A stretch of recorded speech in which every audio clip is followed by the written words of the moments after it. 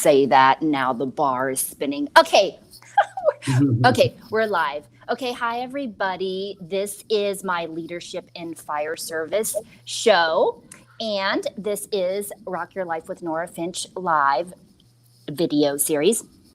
So show is inspired by my 20 plus years in holistic wellness and my training in the Israeli defense system of Krav Maga. I am also a mental readiness coach, and I offer coaching and customized holistic plans and custom videos. You can check out more of that at rockyourlifewithnorafinch.com or email nora@rockyourlifewithnorafinch.com.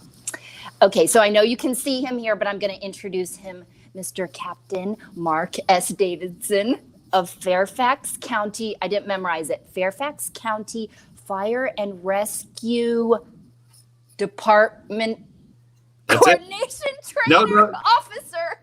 You were good. You were good. Okay. Yeah, Officer Development Training Coordinator. That's the official title. You can call me Mark. It'll be even easier. Oh, okay. Okay, that'll be easy. Okay, Mark with a C. Okay. Yes. So, yes. Okay, thank you for being here and taking out of your schedule again. We've been trying to work on this for like 6 months, but it's only really due to me. Okay, what's going on here with the camera? Okay, so we are going to talk about today, to jump right in, is reclaiming our power, some of the pandemic challenges going on that side of the country, how to lead with empathy and conflict resolving, which we don't think is, I think in life anyway, we're not really taught about these sorts of things. And Mark and I were talking about how in fire service this is really important. Okay. So my intro. So to address this series, reclaiming our power in the leadership of others, as well as for ourselves, I wanted to start off this episode by saying this topic is totally my thing. Something that I say would be my thing as a teenager. But there are many great philosophers and spiritual motivational teachers that have helped me. But one person that stood out that was a motivational speaker and author was Stephen Covey. And who said, understanding key needs are essential to health, happiness, meaning, and beyond. That a fulfilling life requires recognizing the existence, importance, and differences of the 4 human dimensions, which he breaks down to say that in recognizing our existence, we are here to live, to love, to learn, and to leave a legacy. Isn't that beautiful, brother? Totally digging it. Totally digging it.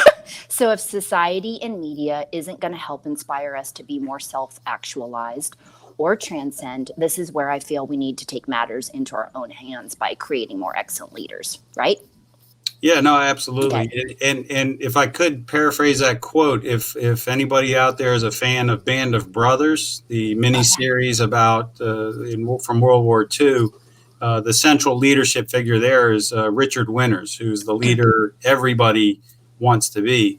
And one of his subordinates, a gentleman by the name of Buck Compton, is quoted very directly as saying essentially a version of what you just said, that Richard Winters as a leader knew his people. He knew about them, their wants, their needs, and their desires. And that's what made him such an effective leader, even under the worst of conditions. Mm-hmm. So 1,000% on board with that.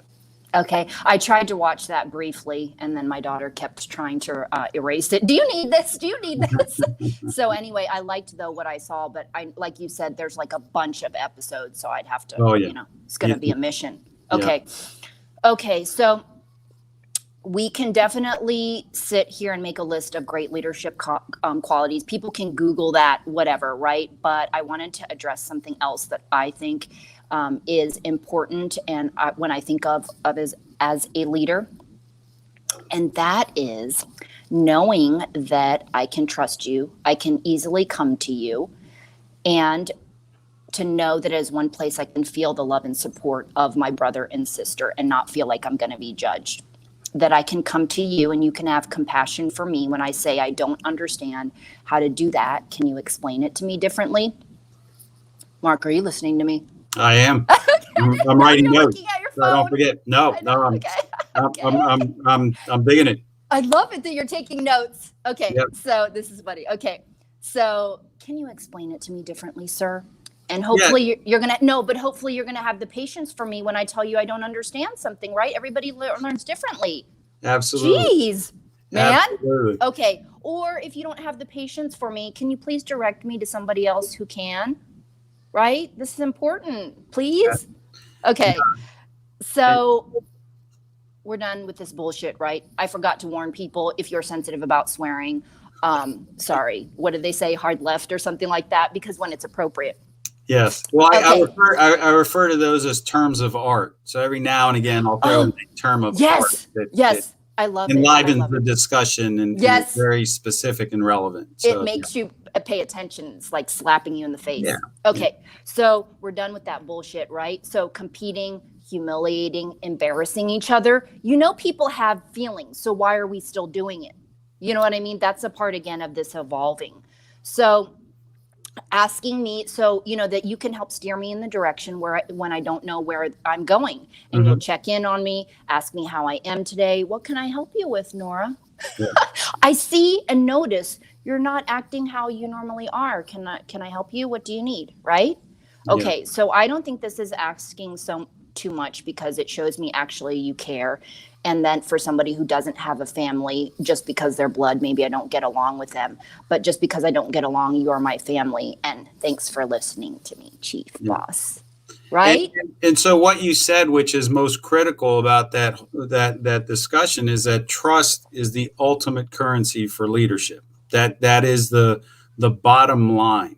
And if a leader doesn't establish trust with the people he or she is in charge of, and you pointed out several different ways of looking at that, being empathetic, being understanding of the situation, asking the simplest of questions. Why is this troop? Why is this subordinate having a problem, versus just saying, hey, I don't know what's going on, but get it done. I don't care what the circumstances are in back of that. And well, it just takes time. I think that's one of those things, like literally taking the time because you care. Some people don't know how to do that. And that care part is a huge part. I think I mentioned to you the meter, the gaff meter. Yes, You know, I was gonna mention that. Yeah, that give a fuck meter. You have to have that pegged at all times for the people you work for, the people who work with you, the organization, your business, your trade, that environment. It's so many levels to that. But fundamentally, if you don't care, if you truly don't, give a fuck about what you're doing and what you're trying to accomplish, you're not going to be an effective leader. You're just not, because then at that point you don't care about those people that are working for you. You're not engaged. If you don't care about the mission, if you don't care about the organization you work for, at some time it will display itself, and at that point you're going to be an ineffective leader. And that's the battle, is to get people to understand that's part of it. That's the whole gig, is to show that level of engagement and that you truly care about that person that's working with and for you. Well, I think it's understanding the role. People, maybe some of them are just thrown into the role and then didn't know, either they weren't cut out for it or they weren't prepared or whatever. I don't know if you can come around and be like, I changed my mind. Maybe you should give this to somebody else. I don't know, right? Does that happen? Yeah, and I think that preparation part that you speak to is the critical piece, because I think not everybody can be a plus leader, but we can get them to be a C plus, a B, a passing grade. The problem is if they haven't been prepared, if there's no training and education for that environment, of course they're going to fail. And I think that's a big part of it. If you look at the U.S. military and how they accomplish their business, they spend a significant time and effort and a huge amount of resources to train and educate people to be leaders at every level, constantly. And when you don't have that, and it's even then, not every leader in the military is Richard Winters or General Powell or General Madison. They are still, there's still deficiencies in that environment, in spite of that huge investment. So picture an environment where you don't even make that investment at all. How, you shouldn't be shocked when they make a mistake or are ineffective. You should be shocked if they get it right, if you haven't done the job of preparing them. Right. Okay, so we were talking, so we'll try to have to remember that later because I did want to ask you about, yes, the teaching and the training for officers. But Mhm. one of the things, so I was going to say about you, former Marine, and you saw the value in small units. You said that there was no true template for how to deal with things on the fireground because they weren't started or resolved or whatever in the firehouse. So, do you want to talk a little bit more just about that? Because as a result of them not being trained, then there were errors and different stuff, things, dangerous things that happened, right? Yeah, well, to put a little bit more of a fine point on that, it's not so much that the fire service lacks in technical or tactical competence. In fact, if you look at the fire service pretty broadly, they train for that a lot. That's a huge part of their investment, is getting people to be effective on incident scenes, fires, EMS calls, technical rescue, whatever the category is. There's a large investment in that. The investment, though, is not in the people part. It's not in the leadership part. It's not in those soft skills that prepare you for those moments. And what I mean by that, in the expression I always throw at this, is that a failure to prepare in the firehouse will lead to failure on the fire ground. Fire ground in our industry means everything. Cat in a tree, stub toe, heart attack, everything in between to the big structure fire, because that's generally the model we apply. We show up and we try and make people's problems go away or make things better.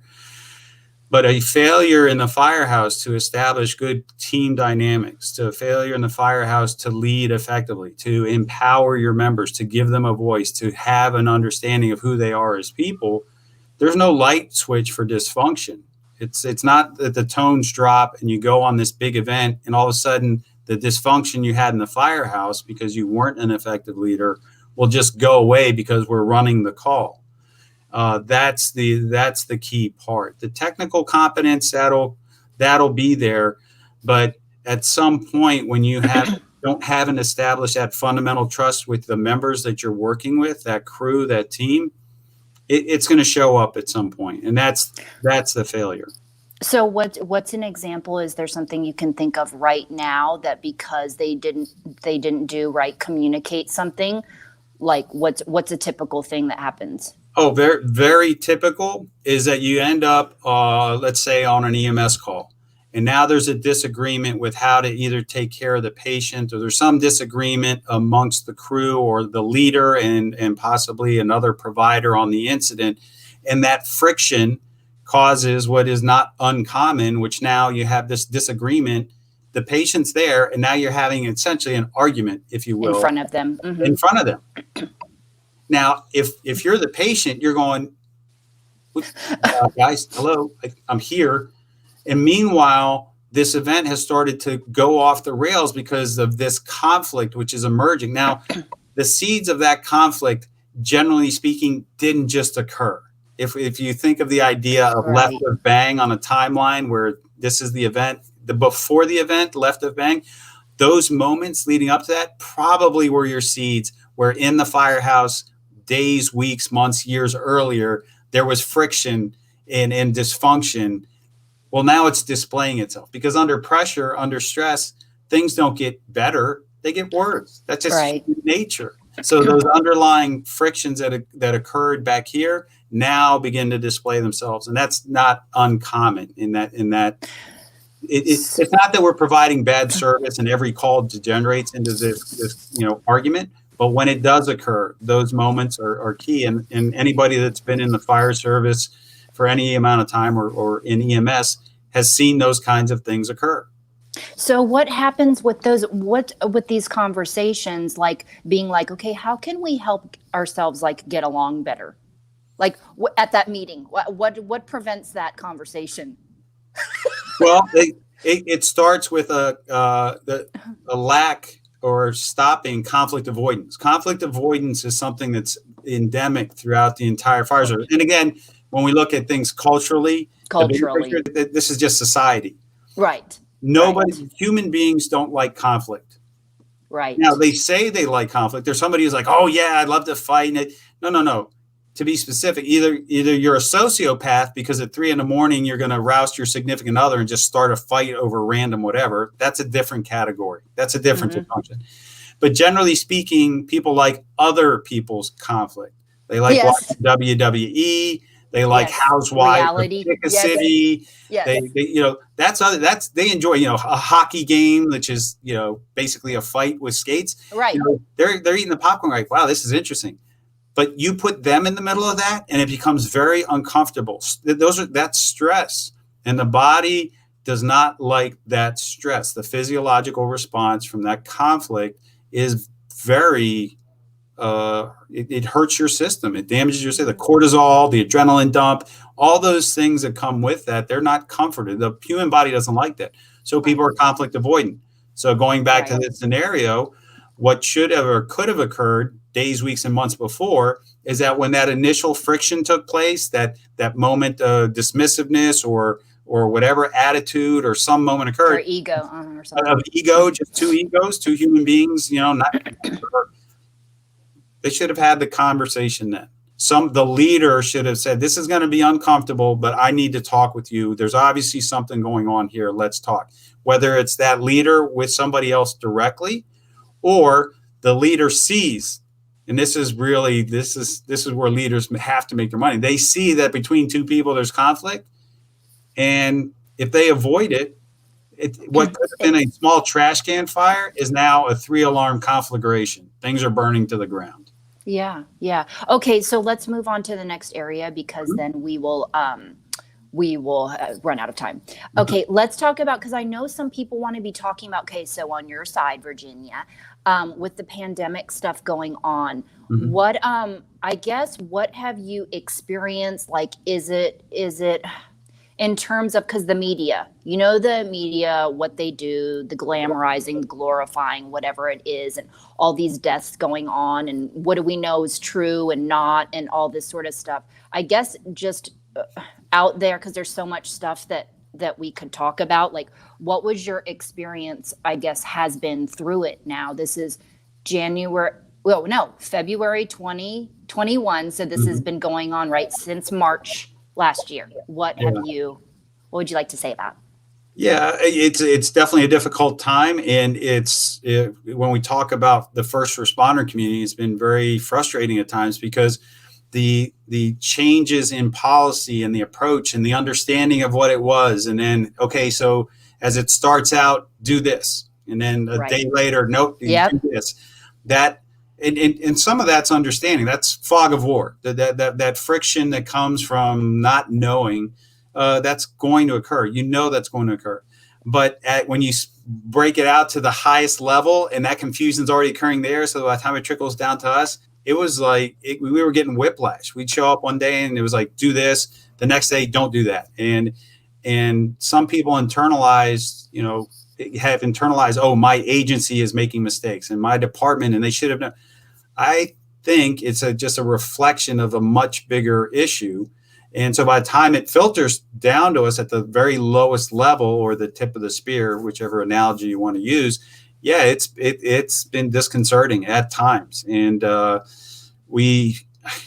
can't say enough. We're very fortunate in that we have an organization and an environment with a lot of resources, and we're doing the best we can, despite some of those frustrations. But I can't even imagine an environment where those resources weren't present, where we didn't have the structure we have, the people we have, that we can specialize and say, hey, we have one officer in our organization whose sole responsibility is to manage these things, where some places they don't have that. And that's, that would be difficult. And then when you look at the outcome, we see all these deaths within the fire service that are occurring from COVID. That's heartbreaking. So have you seen, like, I don't know to say off the charts, but like, large amounts? What our trend line has been very directly up and corresponds pretty significantly. I can't say I'm the expert on that. Like I said, I'm fortunate we have subject matter experts more versed in this in the organization than me. But what I can talk to generally, because it's had an absolute impact on how we train, like literally today, we're mapping out when is it going to be possible to get off of a virtual delivery to an in-classroom. Because I want the students, I want the feedback, I want them to do tactical exercises and conflict management exercise. I want to be able to do all that. That is much more difficult in a distributed virtual environment. But we're reflecting the greater issue. The spike after the holidays, we just saw it in the community and then within the department. Nobody should be shocked. Hey, don't go to large groups of people and hang out. You go to large groups, that's what's going to happen. And we've paid that price. I think we're at a stage now where we're starting to plateau is the latest read. And I'm supposed to get some updated numbers hopefully today for us to make decisions. And maybe it'll start dropping down. I think we're at over half our organization has gotten their inoculations. And so between that and a much more stringent approach to the masks and a much clearer, larger strategic level environment that's being much more, you will wear a mask when you're in a transportation hub. All that's going to help us, I think. And what we should see over the coming weeks is this thing start to tail off. But then, these variants start to become an issue. So who knows? So are they getting better? Okay, good. Are they requiring you over there to get it, the vaccine? No. Okay, good. Because I didn't know also how that goes, because I think it's a human rights thing. But I didn't know, as first responders, if they're like, oh, you better get it.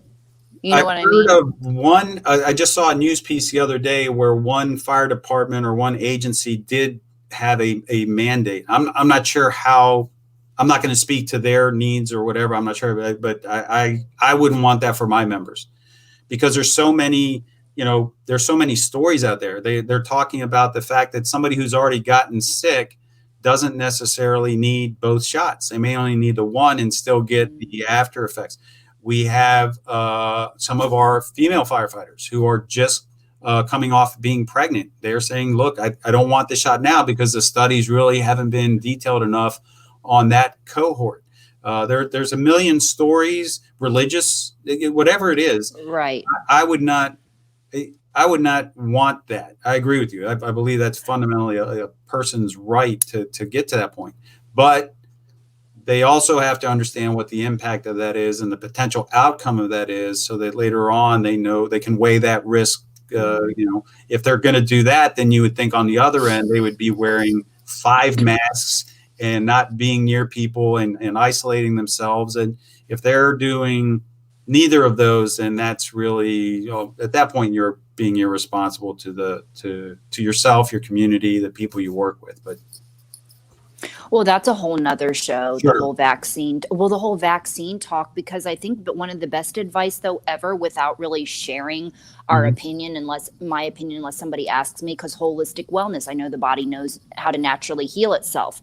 And this is not a new topic, right? So it's sensitive and controversial, but the most important thing is know what you're putting in your body. Yes. Like, if there's cow's mucus or whatever else that I've been seeing in ingredients from the past, I don't know if you've ever researched any of that stuff and how long it stays in your body and stuff that's non-human, and just that is like the most important thing. And then we're going to hear all these cases, even I'm going to just say it right now, that one of our massage therapists went to his client's house and she's in her 20s and she's always in good spirits and a good mood or whatever. And she just got her shot and now she's acting like a zombie.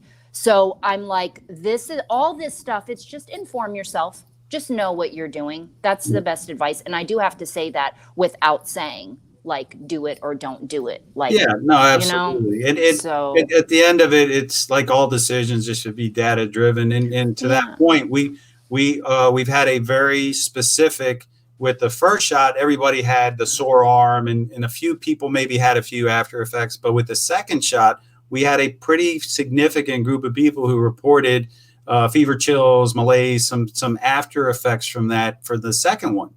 Now, again, as an informed consumer, I knew going into it that could happen. But I would rather deal with the day or two of being uncomfortable than dealing with COVID, especially because of, in my personal decision in my household, it would be catastrophic if I brought it home. So I agree with you. The other advantage I have is I spent some time in the employ of the federal government, and I've been given shots for stuff good Lord only knows what they gave me, but they don't, in that environment, they don't give you a choice. Again, this is going off, in belief systems and fear-based things. And if we're going to die, we're going to die. But also our decisions like could affect other people and blah, blah. So it's just a secular whatever. Okay. If that's a word. Okay. Moving on. Okay. This could be important. Okay. Nobody really knows of your history. We haven't really talked about your background and things like that, but I'm going to tell them now that you didn't have a father figure. So as a result of that, did you experience that? Because I don't know how close your crews get, with the bros in there sitting in like a dorm room situation or at the dinner table. Did you see a lot of prevalence of that in your crews, like either not having a father figure, only having a single parent? And so did you see a lot of that? And so that also, helped you be like available for them. Yeah, no, absolutely. In the military, going back to my time dressing like a tree, that was, I would say, if you were to characterize it, that would be a defining or central aspect of a lot of people's background who go into that environment. It's not everybody, and it's not that dad wasn't there, so I'm going to go enlist. That may or may not be the absolute truth for an individual, but in general, I would characterize, when you look at some of the narratives of some of those folks who've done that, that could be a very common theme. And for me personally, I know I experienced that my father was still alive and present, but he was not engaged and not an effective father figure by anybody's definition. And so I believe in my heart of hearts that it had an impact and helped color who I am, like anything does. And I think that experience partially is what led me to think about the military as an environment. And then once I got into it, of why I truly valued it, why I enjoyed practically every minute of it, even the most uncomfortable moments. And then carrying that forward to the environment I'm in now, where it's brothers and sisters, it's that environment where, leadership matters. It's a big part of defining what makes the day go long or what makes the day great. And I feel very strongly that, in a sense, if we want to look at leadership at its most basic, it's like being a parent. And when I ask people the question, who here has had any leader to a group of young members or a cohort or a class where they're not necessarily formal leaders yet, who can you tell me about your leadership experiences? And they'll, I was a manager at McDonald's, or I was a captain of the football team, whatever. Those are leadership experiences. But then I'll just ask, who's a parent? And as soon as they raise their hand, I'm like, you're leading. You're literally a leader. And to not understand how similar and closely aligned those things are that's the bridge sometimes for some people to understand that. So it was an experience that definitely made me who I am, good, bad, or indifferent. And I know that that's part of it. It'd be interesting to do some sort of with statistics or whatever, because the people I've known in my life, either if they're in a single family home, it's with the mom. So that's how it allowed me to see, wow, I am in a different situation because I was raised by my dad. So the narcissistic mom gave to the dad. So it's just interesting to talk about to different people's families and structures, and like people acting like, why is that weird? I didn't get along with my mom. There's plenty of people that dislike either parent or, it's interesting. And my mom raised me, and she was an incredibly strong woman and a leader. She was a leader in so many different ways. So I was fortunate enough to model some of, hopefully, my better behaviors off of her. And then, the absence of a things is also is telling and can be learned from, as well as the thing itself. So I was able to learn a lot from her, and that it of course would have been different if neither of those was there. Okay. I forgot to tell everybody too that you and I both grew up in Pennsylvania. That's how we have our connection. And you're Panamanian, Chinese, Jamaican, and white, some kind of white, right? I kind of a mini UN rolled all into one. Yes. Yeah. So we have that bond with everybody, people growing up in a very rural, even though you had more diversity. Okay, this is good. Let's rewind back to when you were a firefighter. Did you really feel you were doing good work? Did you feel like the hero role, like that sort of a thing, or did you just look at it as a job? Oof, that hero word's one of my Terrible. best friends like is the best quote I've ever heard. A hero is a sandwich. Yeah. Yeah. It's I terrible, huh? I would be hard pressed to ever apply that title. I don't think for sure it's not just a job. Both the military and the fire service and anybody in public safety, those are callings in a sense. Now, not everybody necessarily internalizes that and applies that, and I have nothing but admiration for our members and the people that I know that they do view it like that. They're punching in. They do their job. They're very effective, but they haven't internalized that there's more to it, and it becomes part of who they are. I got no issue with that. But I do feel it's beyond that, and the way I can measure that is the impact that it's disproportionately had on my family, because they pay that price when I'm dealing with things at ODARC or just exhausted at the end of the day, because I'm not just doing hey, at 4:00 punch out, I'm done, and then tomorrow at 7 in the morning or 8 in the morning, I'll pick it up again. I don't know how I could do that, and that's, of course, there's good and bad to that. Well, how can it not be rewarding and fulfilling when people are coming back the next day and saying, "Thank you for saving my baby"? You know what I mean? Like those sorts of things. Yeah, It's just a job. I would say there's the beauty of this job and in the military is that the level of humility that you generally see. There are few, but very few people who would aggrandize that moment, or look at me, I do this, or they go, thank you everybody, I'll be here all day. Thanks. It's that level of humility and really knowing that, I did a good thing. Something good came out of today, whatever that moment was. It's not that it wasn't there or that you didn't have an impact. You can clearly see that. In fact, that's one of the advantages of this type of work, is that you can see in real time when something good happened, as opposed to sometimes a very indirect thing. For a teacher who teaches CPR, you may never see the results of what you taught, but somewhere down the line, it changed a life and saved a life. But it's the hero thing's a little. I know. Okay, so one last question before we talk about going into some of the leadership stuff. Mm-hmm. Okay, so everything that you've dealt with the public, and don't act like it's all been fun, okay? Because there's lots of different types of people you deal with, whether it's criminals or maybe people haven't threatened your life, but I know that there's stuff like that goes on that I've talked to with people here.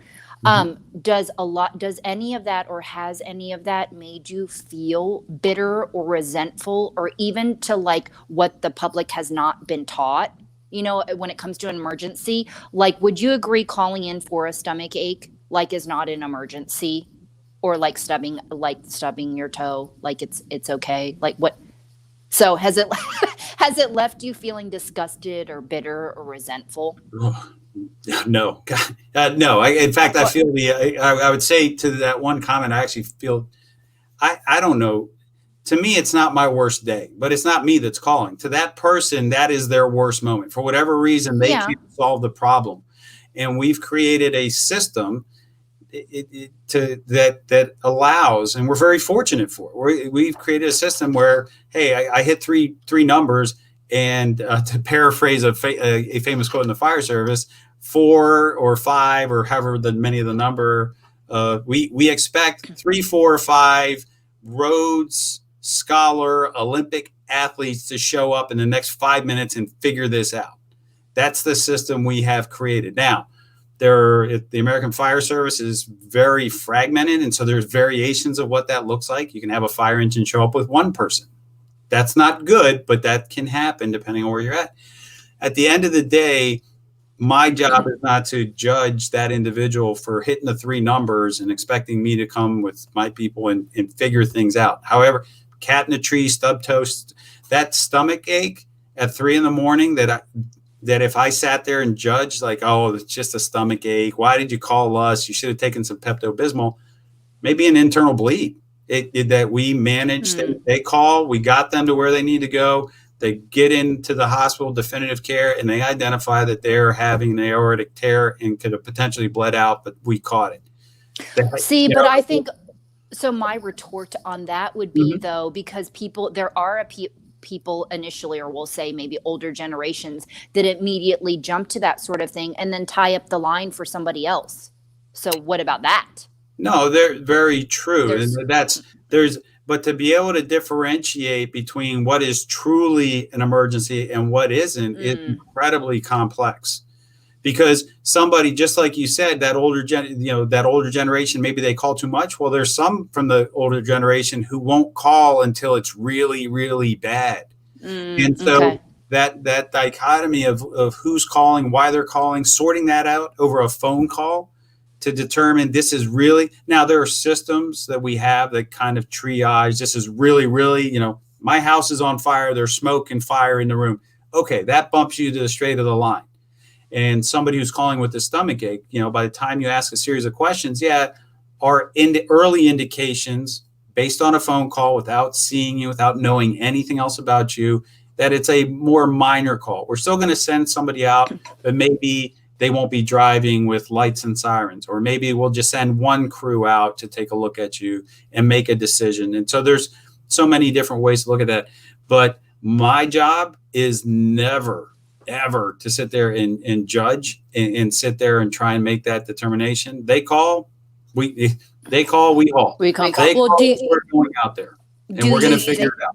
Do you think, though, the public should be taught more, though, in terms of, about what like all the things, right? Like what is an emergency, how to, there's lots of things. I feel like we don't know. I don't know. That's not unfair, but that would take a educational system that has time to, hey, let's start with basic science, math, and reading. If we can get to that, then we can get down to, hey, here's an emergency. Hey, maybe you would have stayed in school in that class and not been drinking if they would have been teaching that. I would have been a better high school student. Yes, I love it. I ended up being. Yeah, you're all alcoholic. Who knows? I'm gonna tell everybody you're alcoholic by 14. Yeah. No, it was an interesting time as a 14-year-old in central Pennsylvania. There was not a lot of good decisions being made. Yes, sure. Okay, now though I have to talk about that really quickly and then this part, because these are two important things.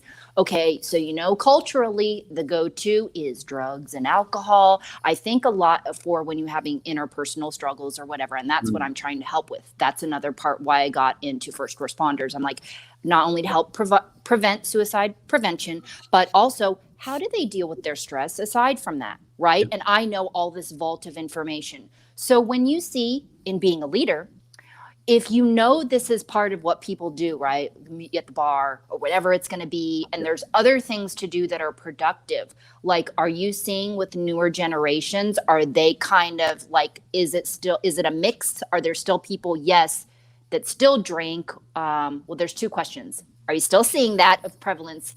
And two, do you have a recommendation? Like, you think us always talking about how to be better? Like, they should have like ongoing leadership things so people will feel, I feel like always helping uplift us, because all that stuff does is repress, in my opinion, right? It's not making you be better, feels good, whatever in the moment. So two things.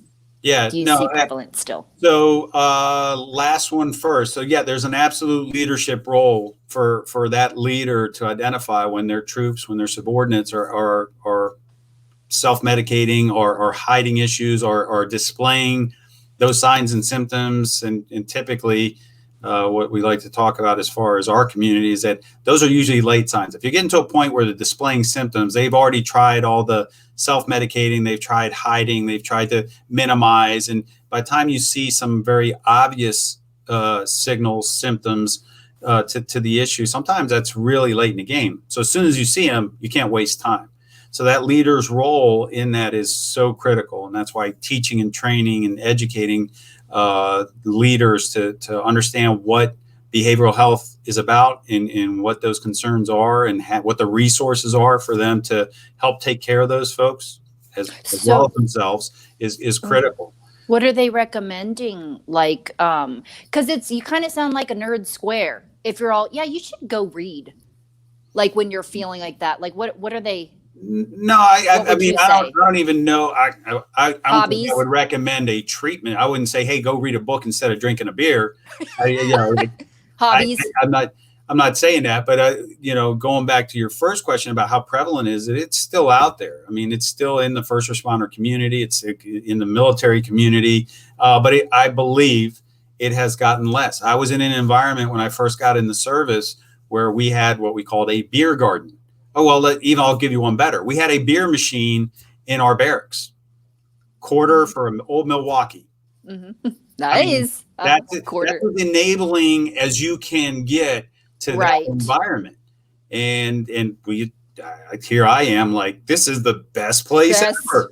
And so what am I doing? I'm drinking a lot of beer because plus it's not only easily accessible, it's much cheaper than going out in town. So let me buy a bunch of quarter beers to start the night out before I even begin to go out. And so that enabling of that, I think, has gone away. In fact, beer machines, the beer garden that we used to have, all those things went away before the end of my time in the service. The first responder communities on that same path. They used to the old school, drink hard, party hard, live hard. I've heard and worked with some of those folks from that era, and it basically sounds like Animal House. For those who haven't seen the movie, that's an older reference. Yes.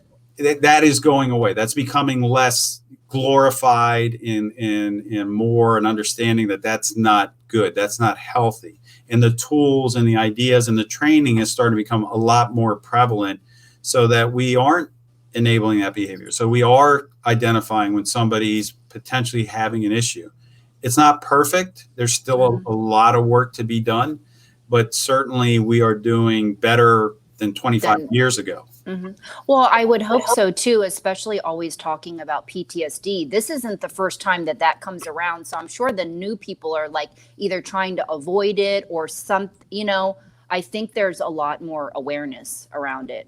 Absolutely. So, okay, good. Yeah. And I know a lot of people probably think they're doing a good job as first responders by just going to the gym and trying to eat well, but there's so many other things out there, including that's why you see me post so much on music is so therapeutic, and having other hobbies and making time for it, because you are important, Mark. You are important. Okay. You just got to find something you like. So maybe for you, and maybe for you, start with music and listening to Nora's video that she posts on self-love every day. I like the video that you posted. I can't remember the artist's name, but it was a unplugged version of a song. They were like out in Hawaii or something. A young lady was the lead singer. The one guy had a little ukulele. I can't remember the name of the song. Great song. I shared it with my kids. You loved that? Totally awesome. And then I found in our admin lockup here an old CD player. Like, who has a CD player anymore? Right. Well, I've got a whole rack of CDs that I haven't listened to in ages. So I dusted the thing off, brought all my CDs. So now, starting like 2 weeks ago, I've started listening to music. So how about you make a promise, everybody? Okay, so he spins plates like I don't even know for how many years he's been doing this, and ever since I've been talking to him. So let's start with the commitment to your self-love of music therapy listening. Amen. How about that? That's Amen. Easy, right? Amen. Okay, that's our dedication, because we will say it right now, is that you will just keep going on and on and on with your lifestyle thinking, I should have done that. I probably, whatever. And now you have to wait till retirement, and now you've spent your whole life and all that stuff. Okay. I would agree. This is not the template. If for those out there listening, this is not the template you want to follow. Trust me. Yeah. Because everybody does that. I should do that or whatever. You know how long I've been saying that about training? Yeah. So that's why I had to punish myself running those. I don't know if you saw that picture. I had to did this flight of stairs. I made myself do it. This easy. Nice. I only did it 4 times.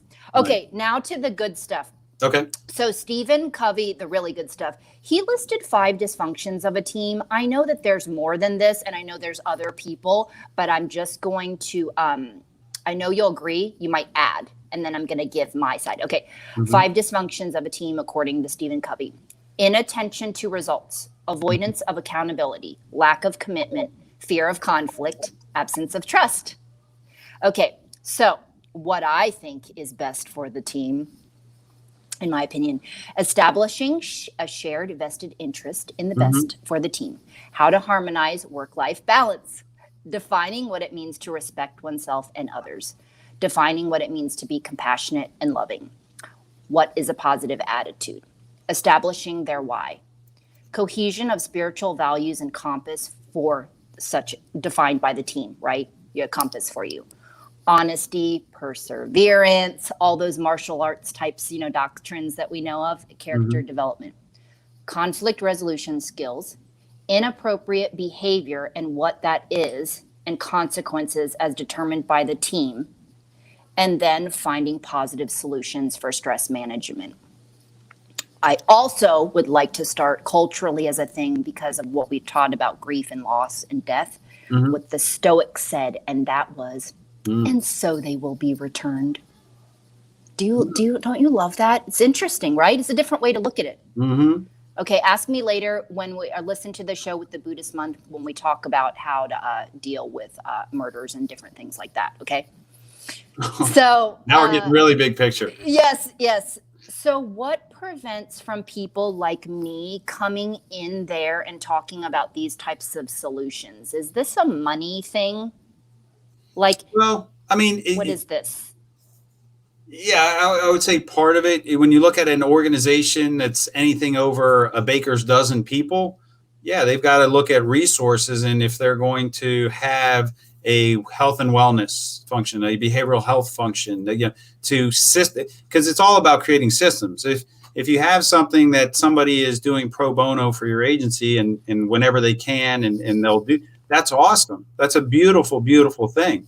But how do you get that down in a bureaucracy if you have an organization of 500? How do you make sure? And that then it becomes a resource issue. So in order to do that, you have to have somebody who's willing to dedicate basically the full time to that job. Well, if you've got a full-time job, that means you need a full-time salary and benefits, or you're contracting out a function. And so we've gone through this very same thing. That my organization, which is over 1,400 uniformed, 25 years ago, we did not have a full-time person who was in charge of physical fitness, just that one aspect. We won't even say wellness, health and wellness writ large, just physical fitness. We did not have that. We had an ad hoc team approach where there was a group of people, and I would say it was disjointed. But over time, the organization realized, hey, we need this function in order to create a systems-based approach so that we're taking care of all 1,400, not just whoever we happen to bump into by accident. And that's an analogy for how we train in leadership and so many other things. So it's the same narrative. At the point where the organization invested, identified, we need this resource full time, that costs money. That takes political will in a municipal-based system to get somebody to do that. That's a long, boring way around. That's wonky stuff to get to that point. It's a lot of resources. It is. So if a leader learned those skills or something like that, then they could you'd still. Yeah, potentially, it's a leveraging what you have. If you have somebody in-house and it doesn't cost you anything more than identifying, hey, we've got a subject matter expert, an SME in-house who can take care of this function for us, that's great. You get a twofer. But then they can't do their other job. They're going to now dedicate themselves to this other thing. How do you still, there's a hole in that little puzzle that you got as you shift things around. So yeah, you've got something in-house, but now they teach and train those people, which is still good, but there's still a cost to that. That it's not a zero-sum game. But the key thing is, I think this will make your point. The key thing is that at the strategic level, those leaders recognize we need this. We need to invest in our people. We need the behavioral health. We need the mental health. We need the wellness, the physical. All those things have to be done. How they do it is up to them, what their resources allow, but it's got to be done. That's non-negotiable. Well, it's interesting there's not more veterans, you know, the older people coming back and or wanting to mentor or volunteer their time. That would be a great way to, you know, after you retire or during, whatever. Yeah, but then again, hey, if you've worked 25 years to get to retirement, how many people are like, hey, I want more work? Versus Well, I worked my butt off to get to retirement, so I don't have to do anything. That becomes difficult. but then Okay. look at those people that like lose their identity. You know, that whole, it's like the same story, like it gives them something to do, whatever, once a month. Yeah, it's not a lot. Fair. That's a fair point. Let's leverage that because there's a win-win there. But then if they can do it once a month or once a week or once every 2 weeks, from a systems-based standpoint, how many are they reaching out? How many are they touching? How many people can they get to when I've got another 500? They may be able to get to 10 or 20 or 30. I need 500. And so how do I create a system where now I have a team of these mentors coming in? Well, again, that still takes time and dedication and resources. And that's where the strategic level bosses come in and create that platform where, hey, we don't have a lot of money, but let's reach out to the community. Let's get this group of people to come in. That still takes a lot of effort, even though on paper it may not be a huge fiscal challenge. It's still a huge amount of time and effort to get that up and running and sustain it and get to all the members in your organization what they need, which is that health and wellness, so that they are now in a position to go run the calls and do the thing we're asking them to do. Well, maybe we just initiated the conversation so it'll inspire somebody. Exactly. So I have another beautiful idea. You're probably going to say the same thing, and you're going to be like, Nora, why don't you just propose it and do your own solo thing? Mm-hmm. Okay, I would like to very briefly talk about the sensitive subject of sexual harassment. Okay. But what I'm going to talk about is that, so again, if you came into the meeting and you're like, so we're changing some things, right? This is going to be a respect of oneself and others, like 101, right? This is 101. So since there's a lot of things that are involved in terms of that, what somebody thinks is harassment, whatever is going on, the two people, how they interpreted it, all these different situations. Mm-hmm. What about just helping teach the dialogue for personal space, right? This is my specialty with self-defense. And I have myself have experienced things where it was nothing really crazy and out of control, but it was like, okay, they keep doing that and saying that, and I suppress and repress because I don't want to sound like a bitch and I don't know what to say. Okay. So I've learned things. I mean, you think it's probably really simple to be like, to say something like, let's change the subject, right? Or I don't really like that you're doing that. Can you stop that? Because it's usually with somebody you know. Mm-hmm. So the dialogue, even these certain things I sense or I feel like this is uncomfortable, this is whatever, or say, do you know what personal space is? Like some people do not know, right? Do you know what personal space is? Or again, do you know, like, are you aware that you're hurting my feelings? So when you make a comment to somebody and you see that their body language or whatever is acting uncomfortable, or they're looking down, or they weren't laughing, right? So something, why are you going to join in and keep doing that? Because I have heard of cases over 19 people were doing this to somebody. Mm-hmm. And so there was a big case with it. So what I'm trying to say is the whole thing needs to be revamped, right? In respect of oneself and others, and also not joining in on the crowd. But having this type of dialogue, like, I don't think it's like go seek it on your own. Like, how can you start that in leadership? Literally like a 101 class. Can't you? Why? This isn't money thing. This is like, you read some books, right, Mark? You do some books and some training and whatever, and you're like, okay, this is what we're doing today. Mm-hmm. What's wrong with that? Yeah, well, I mean, a couple things. The first thing is that although if I'm hearing you right, there's an element of training the individual to be able to defend themselves, essentially, to give them some skill sets so that in the moment I agree with that. But the focus for me is on training the leader not to allow that to occur. Right. To function at any level in a team environment that's allowed is sanctioned. So if a leader allows, enables dysfunction, whatever pick of harassment, discrimination, bullying, intimidation, whatever category it comes in, if they allow that dysfunction to occur, first and foremost, they have already abdicated their responsibility as a leader. The second part, and the connection that some people in my industry, my trade, have to get to, and this is broadly more culturally, the culture, is that in a team environment, if you allow that to occur, which leads to a loss of trust, you have already failed, and the team will eventually fail, because now you have isolated somebody. That team is no longer a team because this person feels that they are not, they can't trust the people, they can't trust the leader, they feel outcast from the group, they don't feel part of the group anymore. By definition, you no longer have a team. You have a group of people and then somebody else. That's not a team anymore. So allowing and training, not allowing, but training our leaders to understand what that looks like, why it can't happen, why they can't sanction it. And again, when you talked about conflict avoidance from Covey, we have a very conflict avoidant culture in general, and even in the first responder community, because nobody wants to be the bad guy. Nobody wants to say, hey, you come here, we got to have a talk.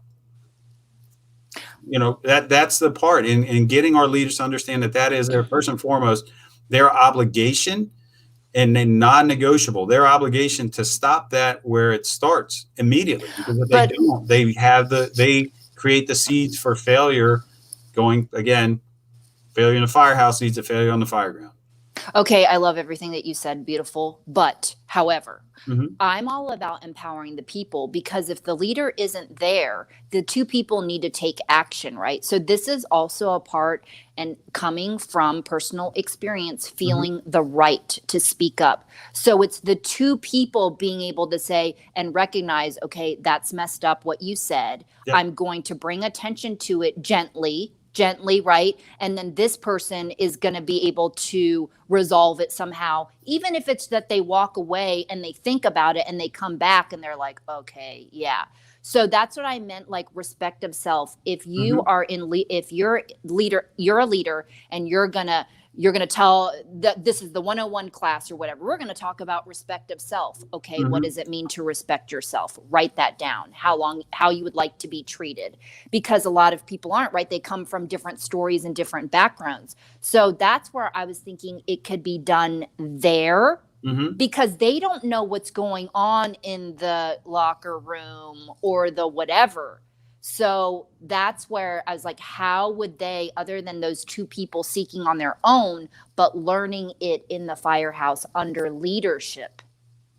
Yeah, I'm not disagreeing with you. I agree. Empowering people and giving them those tools. Right now we're reteaching our members the concept of crew resource management, CRM, which states very simply that every member of the team has a voice, and getting them, every member of the team, from the most junior to the most senior, everybody in between, getting them to a point where they understand that if they see something that's wrong, their obligation is to say something. Okay. And that applies on the incident scene as it does in the firehouse. So empowering that member to say very clearly, for this aspect, that, hey, that I'm uncomfortable with that. I don't appreciate that. You shouldn't say that. Apologize for what you just said. Giving them that voice, also the voice to go to leadership, and then train that leader to understand if they didn't witness it, but somebody tells them about it, they've got to act. And that applies also on the incident scene, because when you have that junior member, for example, who feels like they don't have a voice to come up to that senior captain or senior leader and say, hey, I think there's something wrong here. That's when you have failure on the incident scene. And sometimes that failure, that lack of communication, is what leads to these events and ultimately line of duty deaths or incidents that go sideways. Well, there's a lot that I've learned too, like in terms of the language, to say things gently. Like, you don't have to be like rough or aggressive. Like I said, simply actually asking the person, like, do you know what personal space is? Like things like, you know what I mean? Like that. And just, cause I look back at just, I was like, why didn't I, all of this stuff with me, because I was compassionate, not assertive. And after I learned self-defense, I was like, I didn't do it because I didn't feel the right. And I didn't want to sound like a bitch, because it was almost always situations with people that I knew. So whether they said something or they got too close or whatever it is. So I feel like too, again, it's on the part of like how the other person receives it. And then also like, cause you could also be misinterpreting it. Like they were just playing around, So I know it's really a deep, like, it's not an easy fix, and it's another skill. It's basically another communication skill. And it's just a subset of communications. There's the leadership element is so critical, how you train. And the fact that does take exactly what you point out. It takes training. It takes training and education for that individual to understand what does that look like in the moment. Because you can't just read an article about it. You got to practice like anything else. You got to practice that skill. That's one side. And just what you described is a communications model. There's a sender and there's a receiver, and they both have to be active in the process. The leader in this situation has to understand what their obligation is, what they will do in that situation. And just like we train for tactical sets and reps on the incident scene, we need to train them and educate them and give them sets and reps for these types of situations. So when we talk about teaching conflict management and conflict resolution, we need them in live role play scenarios so they get a chance to work their voice out and what does that sound like, and they need actual role players who are going to push back and provide that real world feel. Well, those of us that are older have been in these situations, so we can totally, they're just going to keep occurring, right? Like in other generations, because people are working together and whatever, males and females. I don't know how they mix and stuff in your departments. And I mean, it can go on with the same sex. I'm just saying, like, these certain things that culturally are not taught to us. Right.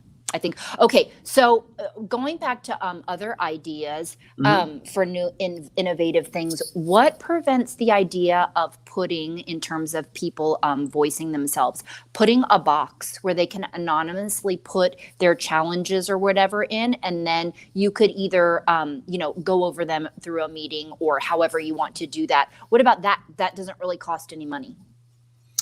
Yeah, no, I agree. And there's value to that in one sense, because then, that anonymity gives people the ability to say something that maybe they're not sure about. So there's value to that. The flip side of that, though, is that sometimes you can't be anonymous. We have to teach that there is courage. Moral courage is sometimes lacking. And by teaching that, hey, being anonymous is one thing, but there's no courage to that. The courage comes when you say, I've seen this, I feel this. I'm not taking away from somebody who's in a situation where they feel, if I say anything, my situation gets worse. Okay, at least there's some voice or some way for their voice to get out there.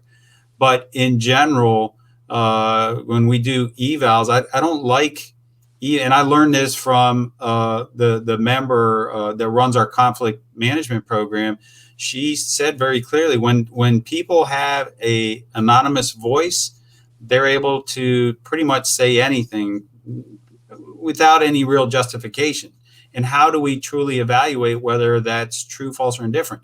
So I see both sides of that. There's value to having that, but there's also value to encouraging and teaching our members to display moral courage, because the ripples in the pond from that are much deeper. When they feel that, hey, we value when you come up and say something and we don't beat them down for doing it, then they're going to be even stronger and more fearless for those other moments. And they'll advocate for somebody else versus just seeing something and going, well, I'll just say, something happened and walk away. Done. Well, I love these topics. So this is going back to, again, leadership and the non-judgment. If we could start with that whole thing, like, you will not be judged. If people could feel safe, right? The more we share and reveal and create a safe space, people will reveal. So quit everybody acting like your life is perfect and you're happy all the time is number one. So I think that's another thing. Okay. And so going towards almost of the wrapping up, this is an interesting question, but kind of random I wanted to ask about the ranking system. Sure. So do you think there is, a class on being humble. As far as the ranking systems, because we probably won't ever get out of anything like that. Mm-hmm. That's it's not all a superiority and arrogance sort of a thing, Mm-hmm. but is there a way to kind of diffuse or soften that relationship because you're of a higher rank, you're Mm-hmm. higher ranking than me, you must be better than me, know more than me, whatever, right? So I'm always going to Mm-hmm. feel like the lower class, which is just my own thinking.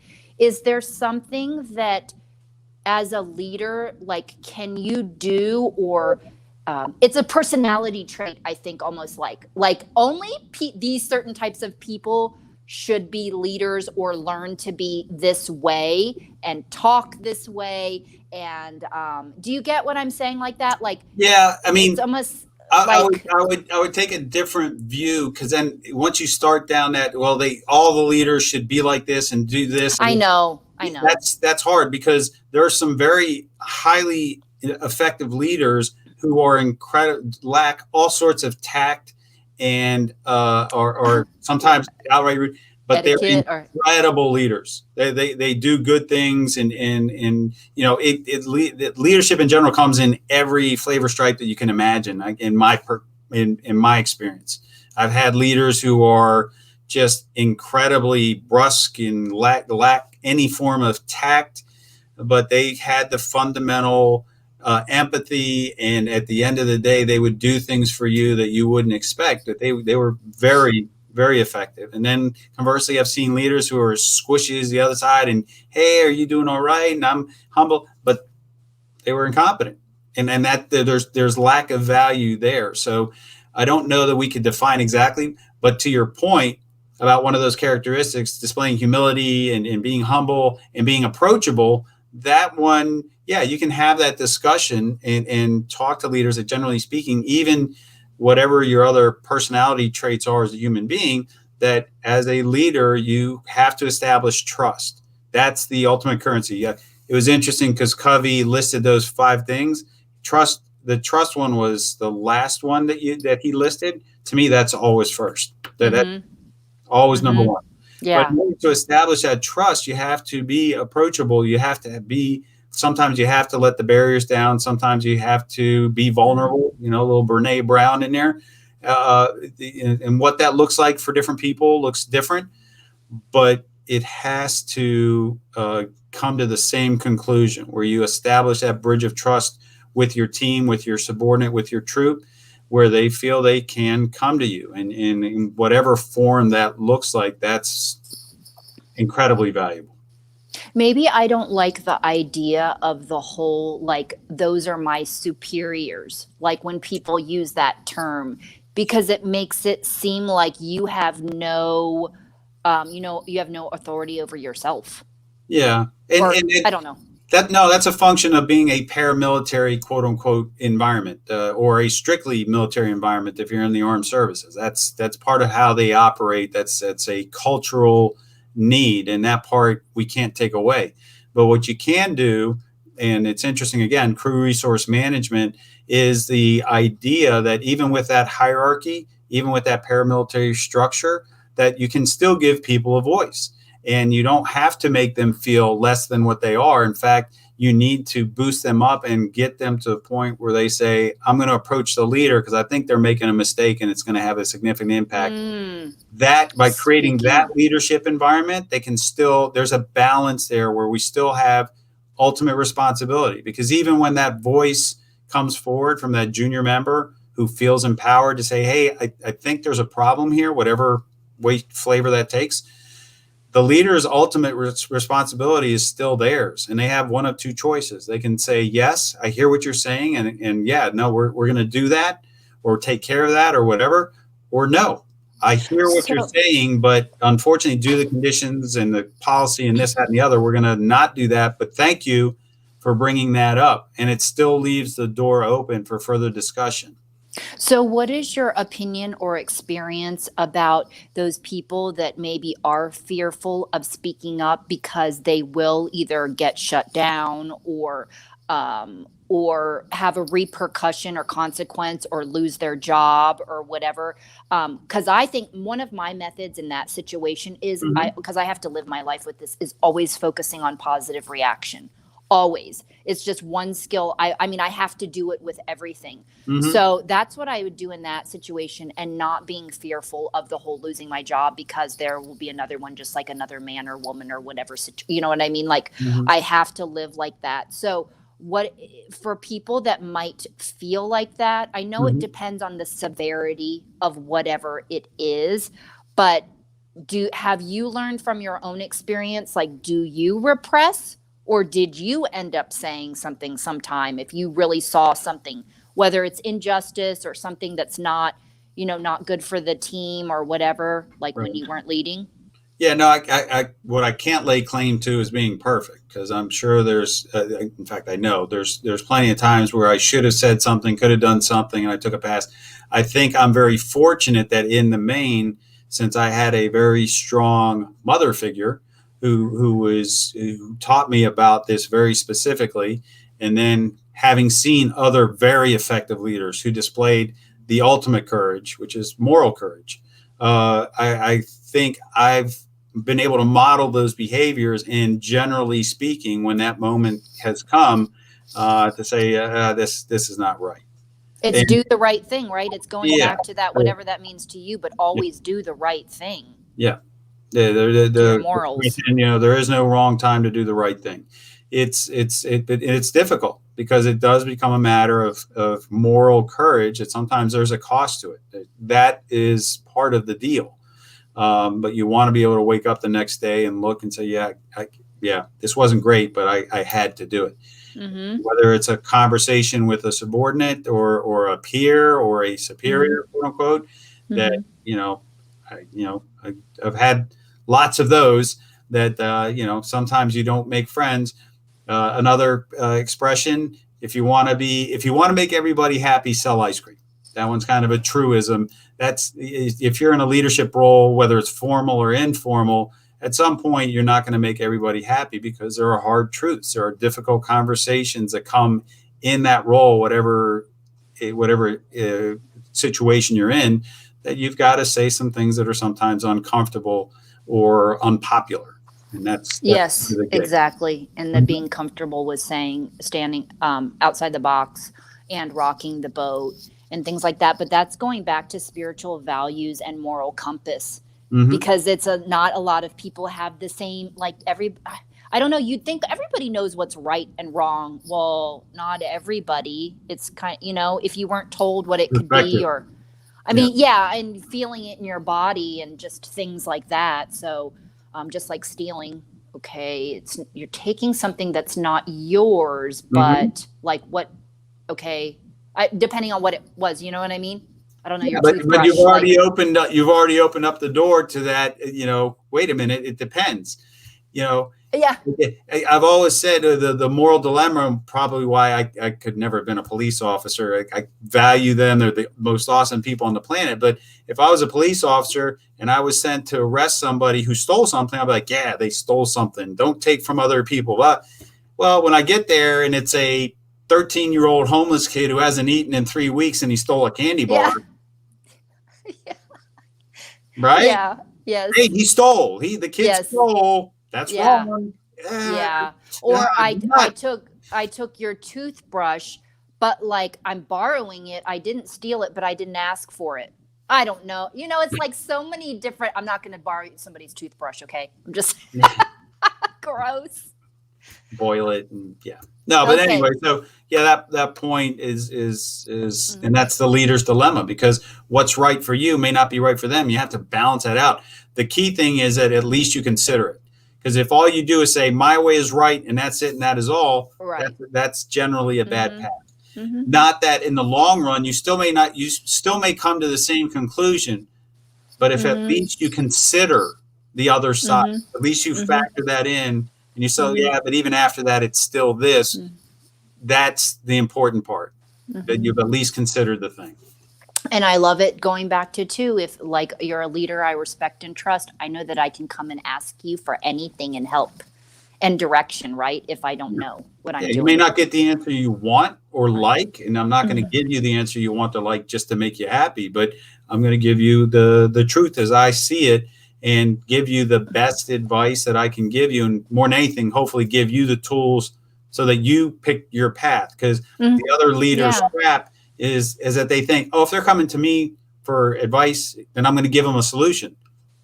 That may be the worst thing Mhm. you could do, because now Mhm. you've given them a solution. They haven't invested the time and effort to create their own solution. If it Right. fails, who are they going to blame? Right. It's just to help them, help Yeah, guide them, give just to help give suggestions. them those tools, and they pick up the crumbs, and then they come to a solution on it. But you know what? That takes a lot of work, a lot Yeah, more I time. know. But that's the gig. But That's the leader's gig. that's everything, including relationships in life. Like everybody wants one, but not everybody wants to maintain one. That's some good shit, right? Okay, I know this is a funny way to end, and then are you all good? I have Sure. one more little thing. Just because when it comes to mental health and coming back to holistic wellness and how I believe and know that mental health is a part of our whole holistic health.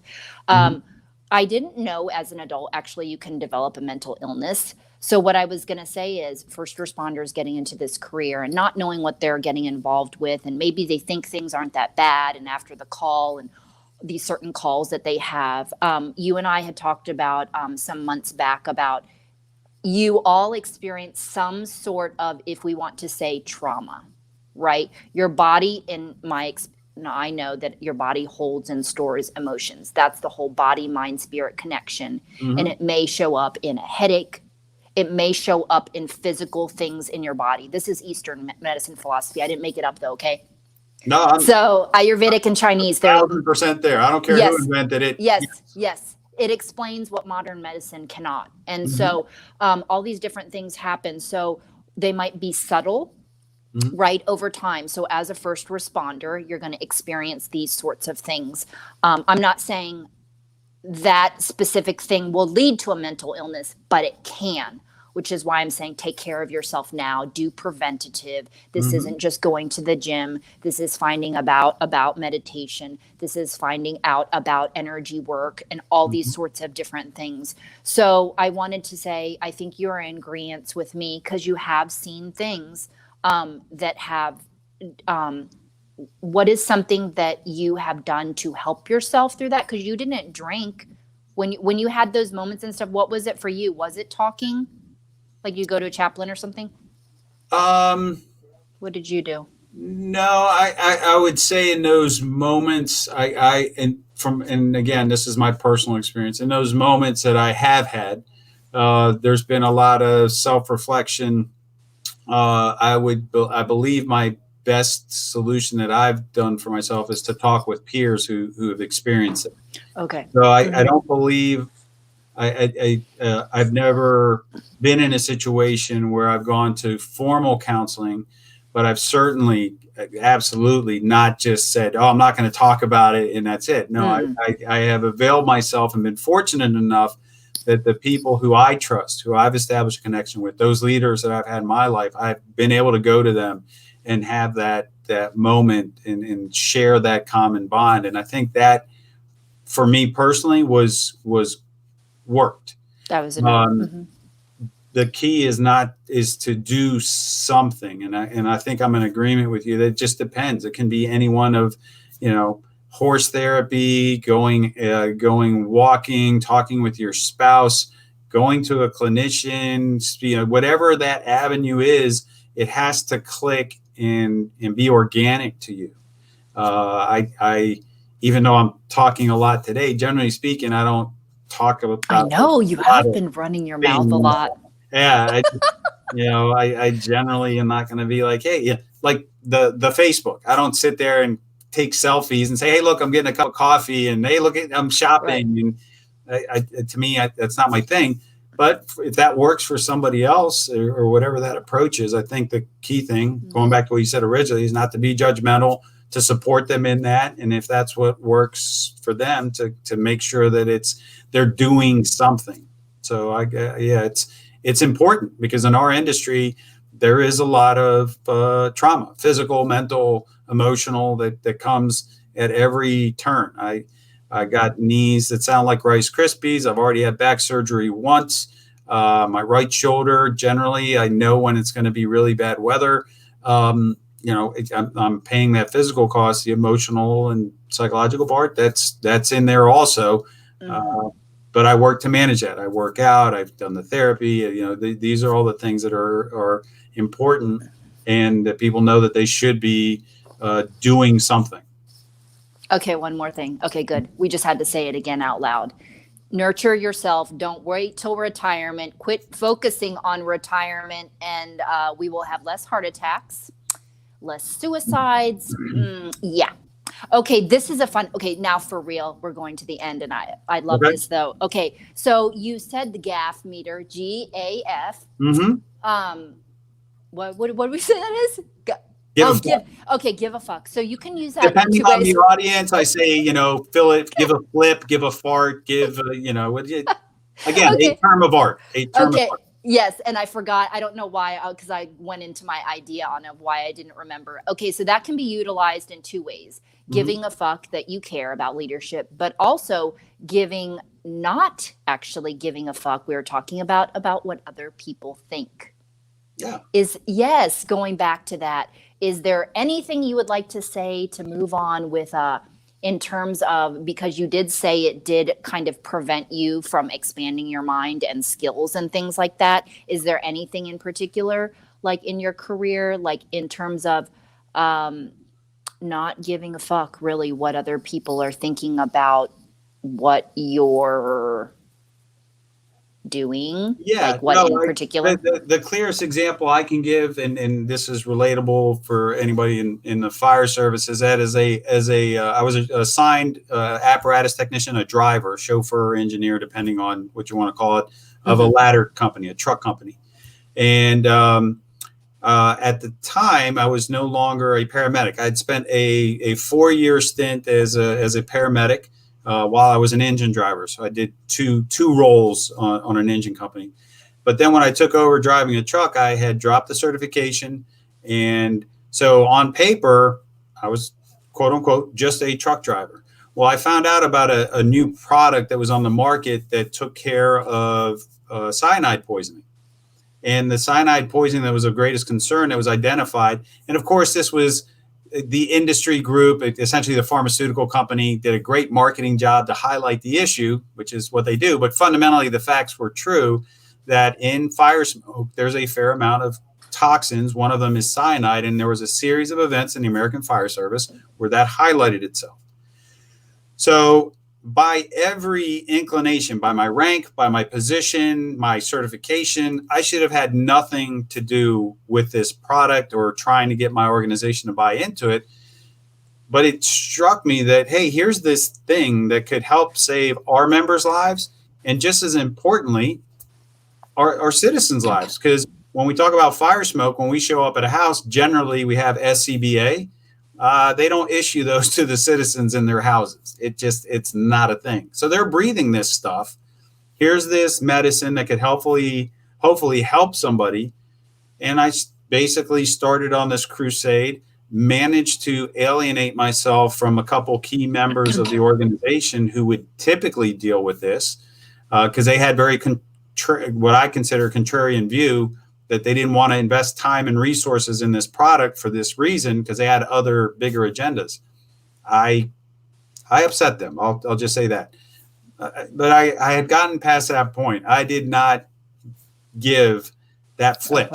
I just knew that this was the right thing to do. So in spite of that, I kept working the problem and working around them and trying, and brought it I'm very happy to say, to its ultimate fruition, where we bought this product, deployed it throughout our agency. It's still a thing. This is going back 15 years ago now. 15 years ago. And so, sometimes you have to check that. I never thought about it that way. So I appreciate that. Sometimes the opposite is necessary, where you're not worried about what other people are going to think. You have to do, at the end of the day, what you believe to be right. There are consequences to that, because those two rather high-ranking, important members on our organization weren't fans of mine, especially when I got it across the finish line, in spite of their opposition. I've never gotten a Christmas card from them since, but that's okay. I felt comfortable with that, knowing that I truly felt that this was the right thing to do. And in spite of that alienation of those two rather important people, I was good with paying that price. What was it again? You said cyanide. What was it? Cyanide poisoning. Poisoning. It's something but what was it that you were the product? Yeah, the product. But you said it's to prevent from inhaling it, or what? Oh, no, I'm sorry. Oh, it's a medicine I didn't make that clear. I'm sorry. It's a medicine that you give if the person displays the signs and symptoms and they have a toxic amount in their bloodstream. So you give it's an IV medicine that you give to them if they come out of this fire smoke. And cyanide comes in a lot of different forms: fire smoke, industrial poisonings, hazardous materials. So in any form, somebody inhales a significant amount or enough toxic level of cyanide. Once it gets in your bloodstream, you can give oxygen all day long. They will still quite literally suffocate. So how would you know? Versus that. How would you know that they had a significant amount? At the point where you would be evaluating their oxygen level in their blood, and even that's a whole separate technical discussion. But there's ways to evaluate that. And especially if they came out of an environment with fire smoke or hazardous materials or some sort of weapons of mass destruction, where the testing showed you that there was cyanide in there, and there's hazardous materials folks live on this stuff. So they would be able to say, yes, there's cyanide in the environment or in this process or in the smoke. Or at the very least, we know they came out of this fire smoke. They are not doing well. They're dying. Mm-hmm. So let's give them this medicine. And the best part is it's essentially non-toxic. The best description was one doctor who told me it's basically like Flintstone vitamins crushed up and you get it IV. So it's a very benign drug. It's expensive. It's a resource. I'm not saying it's just like, let's just go out and buy it at Walmart. But I think that path for me was important because I got angry. I mean, if we're being honest, I got pissed off. I got pissed off at these folks who I thought should have been the first ones fighting for this and understanding that this is taking care of our members and then taking care of the citizens, both equally important. Would have been like, well, of course, why would? And I honestly, I thought that was the reaction I was going to get. Well, why? Because again, a money thing. Yeah, a little bit of that. Maybe it's because who's this snot-nosed truck driver? Why are they even talking to me? That leader's moment. A little bit of that, but also part of that is resources. These things cost money. Well, that's coming out of my budget, or that's I can. There's a million different rationalizations for it, but I felt strongly it was important that we get it. Now, with all that, I could have gotten to the finish line and the organization could have still said, yeah, no, it's just we don't have the money. I would have been comfortable with that at the end of that journey if that was fundamentally the rationale. I work, for those of you who are watching, you're going to probably chuckle. I am very fortunate to work in a resource-rich environment in a very affluent part of the country, and I am incredibly grateful for that. So I was fairly comfortable that wasn't the reason, especially when the overall cost was just quite literally a drop in the bucket. But yeah, I got angry. I was able to get it across the finish line, and that to me is an important narrative for somebody else to pick up and say, yeah, there's things in my organization that I could be doing. I may meet resistance, but you got to give it a go. Because then if they had said no at the end of it, because we can't, I would have at least felt comfortable knowing I tried versus the alternative was just to sit on the sideline and, hey, there's this great idea. Somebody figure it out. Well, no, everybody has a great idea. Well, I think there's a common theme in life at our age, probably now, where we've just learned, like, I feel like a lot of stuff is either like a test to either, are you going to do something, right? Are you going to say something? Are you going to take action? Like, what are you going to do? And then because it's just going to sit with you and it's just going to haunt you or whatever it is, like, it's your choice. And again, this is personal journey again. So it's really just, are you going to use your voice? Are you going to, So I don't know. Yeah, no, I would agree. This kind of stuff. It's about being able to look yourself in the mirror at the end of it all as a leader, as a, Whether of your I life. wasn't a formal leader. I was not an officer, but like you said, in your life to be able to go, yeah, I did the best I could.